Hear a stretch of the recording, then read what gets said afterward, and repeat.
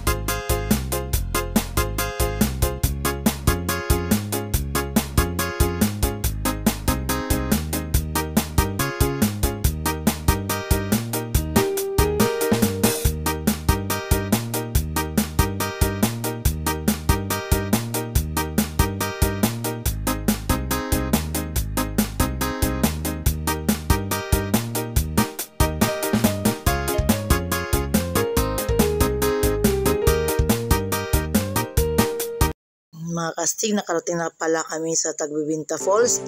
So hindi ko na nakalimutan ko nang mag-vlog. So diretso na ako sa tubig kasi like super excited ako. Tingnan niyo mga kastig, para ako lang lahat ng tao dito mga kastig. Yun yung mga kasamahan ko doon mga kastig from Leyte, Manila, kasamahan ko doon mga kastig, mga vlogger sila. So nagkita-kita kami doon. So enjoy. Kung gusto niyo pumunta dito doon sa Tagbibinta Falls, punta lang kayo. Siguro magdala lang kayo ng pagkain kasi sa daan pag maggabihan o taas ang biyahe. So mga kastig, dito yung makasama ko. Tingnan mo.